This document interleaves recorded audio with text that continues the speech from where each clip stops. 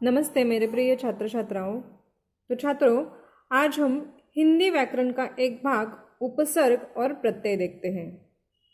ठीक है, देखो मैं कुछ शब्द पढ़ती हूँ। अ जमा सत्य बराबर असत्य। ये अ अलग है और ये सत्य अलग है। अ अगर हम पढ़े तो इसका कोई मतलब नहीं निकलता, ये सिर्फ एक स्वर है। लेकिन अगर सत्य हम पढ़े तो इसका मतलब निकलता है ना। सत्य यानी सच। लेकिन अगर ये दोनों मिल जाए तो और एक अर्थपूर्ण शब्द बनता है असत्य। ये जो अ है ये सत्य के आगे लगा हुआ है, देखो अ। इसी प्रकार अप जमा यश बराबर अपयश। अप इसका कोई मतलब नहीं निकलता, लेकिन अगर यश हम कहें तो इसका मतलब निकलता है। और ये दोनों शब्द मिल जाए तो अपयश, ये भी एक अर्थपूर्ण शब्द बनता है ना।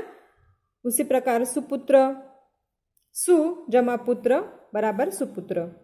अन जमा आदर बराबर अनादर। ऐसे कुछ शब्द है। देखो, सत्य शब्द के पहले अ लगाने पर असत्य शब्द बनता है। यश शब्द के पहले अप लगाने पर अपयश शब्द बनता है। पुत्र शब्द के पहले सु लगाने पर सुपुत्र शब्द बनता है। आदर शब्द के पहले अन लगाने पर अनादर शब्द बना है। इसी प्रकार मूल शब्दों के पहले अ, अप, सु और अन शब्द जोड़कर नए शब्द बनाए गए हैं। तो इसका हम एक जो शब्दांश मूल शब्द के पहले जुड़कर शब्द के अर्थ में परिवर्तन कर देते हैं उन्हें उपसर्ग कहते हैं। समझ में आ रहा है बच्चों? जो शब्द या फिर जो वर्ण शब्द के आगे लगते हैं, जैसे अ, अप, सु, अन, ये क्या है? उपसर्ग है जो आगे लगते हैं। देखो यहां पर लगा है असत्य, असत्य के आगे लगा है, शब्द बना असत्य। तो ये अ जो है ये उपसर्ग है। उसी प्रकार ये जो सु है, सुपुत्र के आगे लगा हुआ सु, ये उपसर्ग है। इसी प्रकार ये जो अप है, ये जो यश के आगे लगा है अप, ये उपसर्ग है। इस प्रकार ये अन, ये भी एक उपसर्ग है।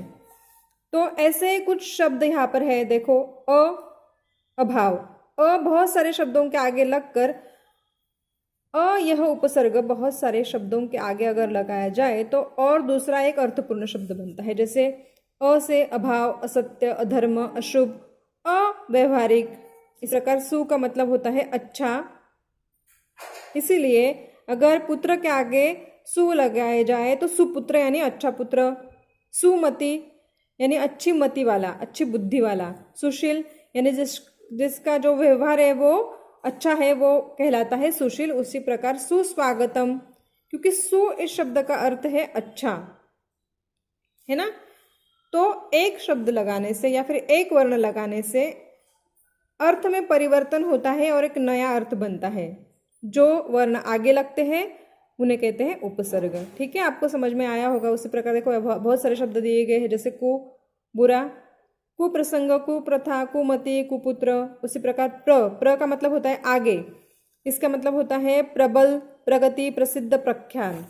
ऐसे ऐसे बहुत सारे शब्द यहाँ पर दिए गए हैं। लेकिन आपको समझना यह है कि जो वर्ण शब्द के आगे लगकर शब्द अर्थपूर्ण बनाता है उसे उपसर्ग कहते हैं।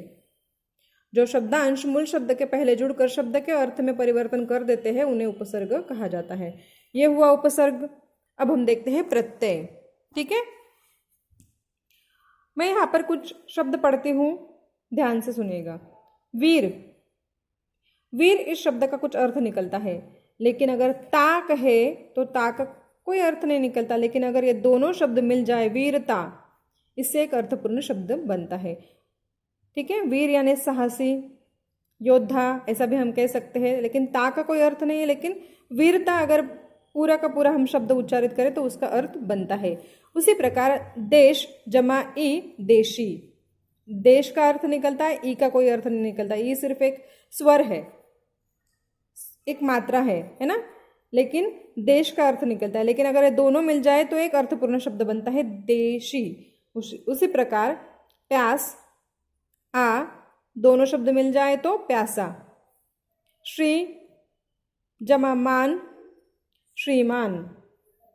आपको ये समझ में आया होगा कि पहले जो मैंने शब्द बताए उनके आगे कुछ स्वर या फिर कुछ व्यंजन लगे थे, लेकिन ये जो शब्द मैंने आपको बताए ये शब्द ऐसे हैं जिनके पीछे कोई स्वर, व्यंजन या फिर कोई वर्ण लगा है ना।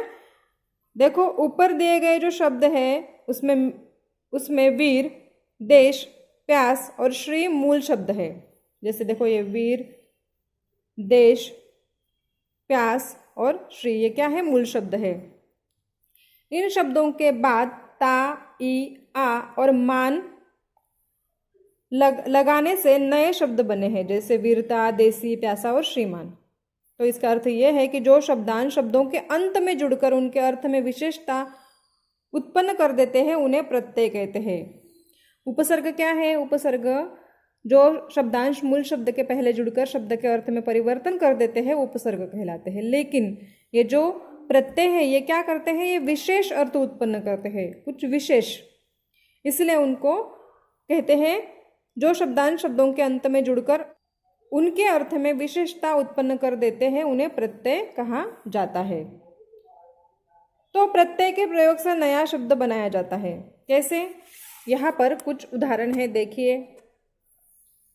जैसे ये मूल शब्द है, ये प्रत्यय है, प्रत्यय लगाने से बना शब्द है। जैसे विदेश, इसे अगर ई प्रत्यय लगा तो विदेशी बन गया। उपयोग, उपयोग को ई प्रत्यय लगा तो उपयोगी बन गया।